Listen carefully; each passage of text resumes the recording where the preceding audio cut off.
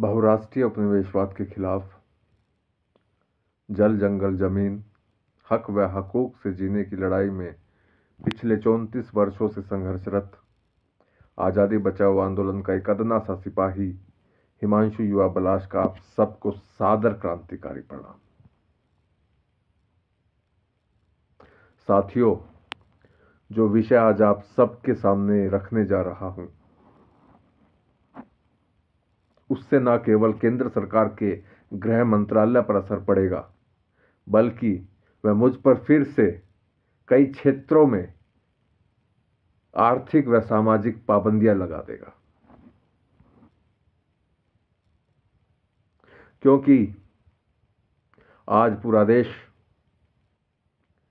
पूरे देश की सरकारी संस्थाएं प्रधानमंत्री कार्यालय से हो चुके हैं, जहां सुनवाई नहीं बल्कि सीबीआई और ईडी जैसी सरकारी संस्थाओं को खतरनाक व खूंखार हथियार बनाकर आम जन से लेकर खास तन को डराया धमकाया जा रहा है।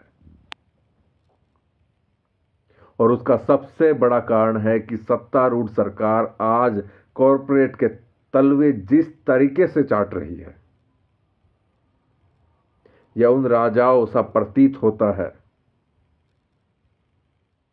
जो कभी मनसबदारी तो कभी नाम मात्र आजीवन पेंशन के लिए विदेशी हुकूमतों की जी हजूरी में लगे हुए थे। साथियों, ये गुलामी उस गुलामी से कहीं ज्यादा बदतर है। साथियों, एक ऐतिहासिक घटना है कि जब रोम जल रहा था तो नीरो बंसी बजा रहा था। एक दूसरी घटना है, जब अमेजन का जंगल जल रहा था तो पूरा भारत उसे बचाने के लिए प्रार्थना कर रहा था। वैसे ही उन दोनों घटनाओं से जुड़ी हुई एक ऐसी घटना मेरे देश में मौजूदा घटी, और इसे विडंबना कहना उचित होगा कि रोम और अमेरिका की दो अलग अलग समय की घटनाएं भारत में एक साथ दोहराई जा रही है। भारत राज्य का निर्वाचित क्रूर शासक, जिससे आज हसदेव का जंगल दिखाई नहीं दे रहा, वह बांसुरी की जगह आरती की थाली लिए खड़ा तबाही का मंजर देख रहा है। भारत में केंद्र प्रशासित बहुमत वाली सत्तारूढ़ सरकार आज भी वर्ल्ड बैंक, अंतर्राष्ट्रीय मुद्रा कोष, विश्व व्यापार संगठन, दुनिया की कुख्यात वित्तीय संस्थाओं व गुप्त संगठनों के साथ साथ कॉरपोरेट के दबाव में बेबस घुटने टेकते हुए उनकी दास्ता स्वीकार करती नजर आ रही है और उनके इशारों पर मुजरा कर रही है।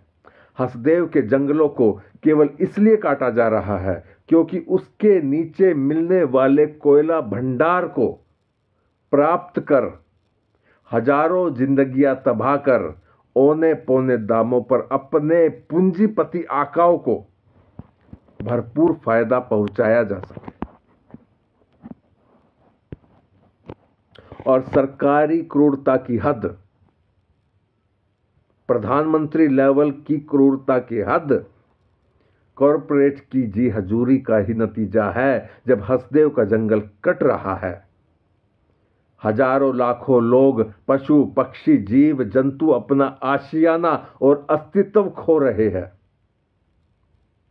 तब उसे लक्षद्वीप के सुंदर नजारे दिखाई दे रहे हैं। आज हसदेव उजड़ रहा है, कल लक्षद्वीप उजड़ेगा। ये मालदीव को सबक सिखाने का नहीं, बल्कि लक्षद्वीप को उजाड़ने और वहां के आदिवासी समुदाय को उखाड़ने का नया पैतरा है। ये याद रखिएगा दोस्तों। और सबसे भद्दा मजाक तब बन जाता है जब देश का सर्वोच्च, सर्वश्रेष्ठ व प्रथम नागरिक भी प्रधानमंत्री कार्यालय के दबाव में बर्बादी का मंजर खामोशी से देख रहा है। आज संसद से लेकर सुप्रीम कोर्ट और सड़क तक खामोश है, वीरान है। आज की ये खामोशी कल भारत के पतन का कारण बनेगी। उदय होगा तो बस खामोशी का और खामोशी के सवेरे का। और जब सत्ता बेलगाम हो जाएगी तो इस देश के पास सिविल नाफरमानी के सिवाय कोई रास्ता नहीं बचेगा। आज भारत को जरूरत है जब देश के तमाम लोगों को हसदेव के लिए ही नहीं बल्कि इस देश को बचाने के लिए भी एक मंच पर एक साथ, एक हुंकार के साथ इस बेलगाम सत्ता के नथुनों में नकेल कसनी होगी।